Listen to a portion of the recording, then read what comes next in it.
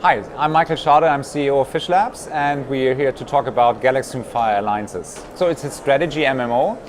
We're still using the Galaxian Fire heritage that we have, like the background story, the lore and everything, like the factions and the design.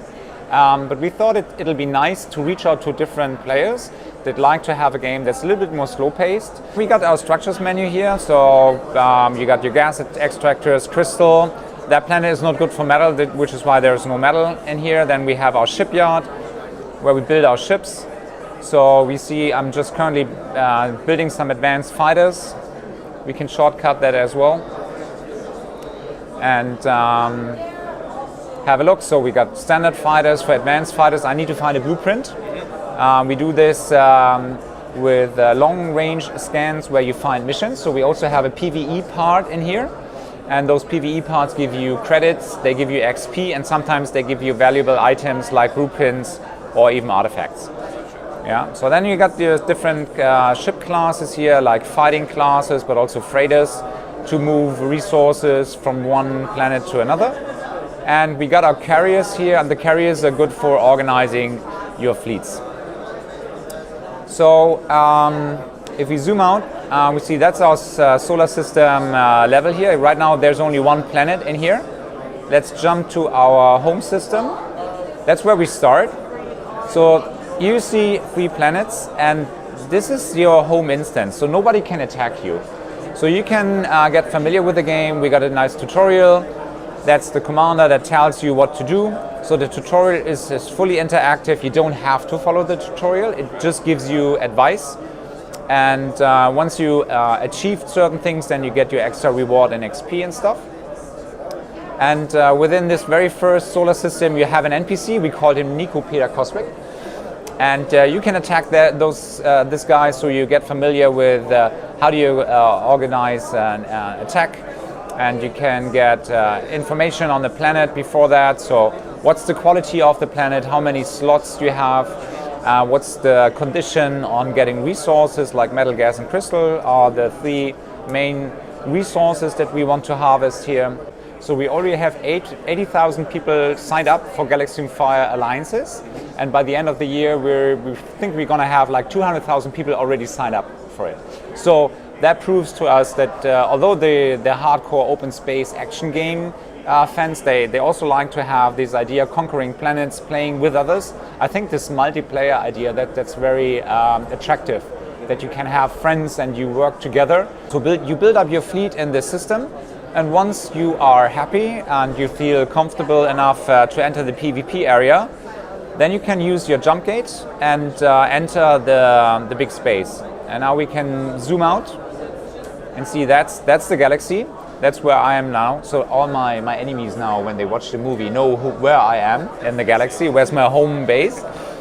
And you see the heat is on here. So all the purple solar systems or star systems, that's my alliance. I'm part of United Eye. The light blue one, that's one of my planets. I own that system.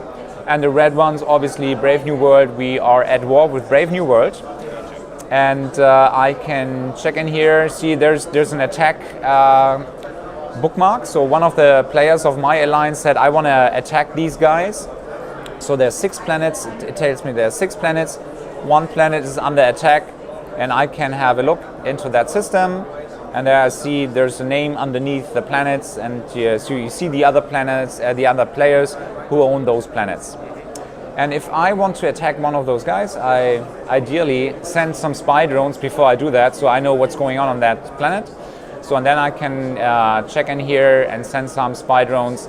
And depending on the number of spy drones I send, I get a different level of qualified information. So sometimes I just get how many ships are there. The more spy drones I send, the more detailed information I get, how many bombers, interceptors, and fighters they have.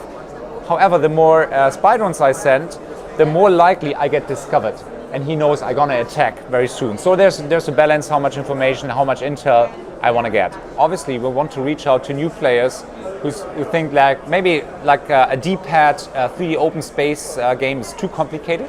Some people just don't like this on a touch device.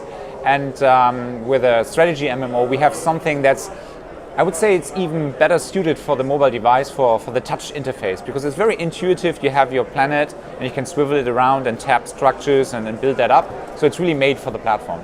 So this is actually what you want to have. You want to have planets that have these nice, not only nice looking artifacts, because with these artifacts you can harvest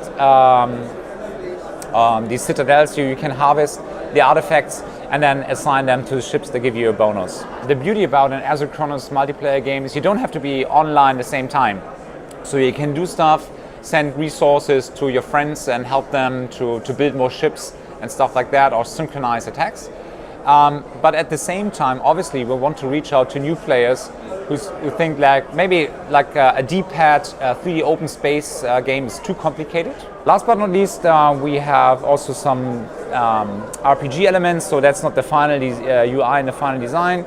So I got some stats on combat skills, production, income, fleet, and the resources.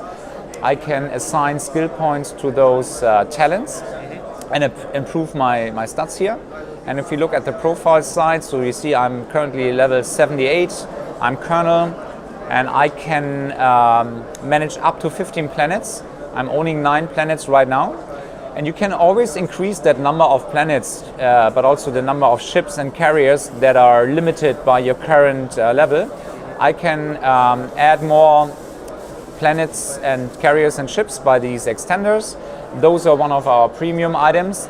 These cost money, but they are limited. You only can have up to twice as many planets that you officially can have, to prevent that somebody with a lot of money is really imbalancing the game. And we made sure that 2 guys who are not willing to pay, 2 free players can match one guy who's paying as much as he can. So long story short, we're still aiming for November, so we're still for this year. If we see we don't make it in November, there's no way we're going to launch in December, because that's just too busy that time. But right now we're still on track for November.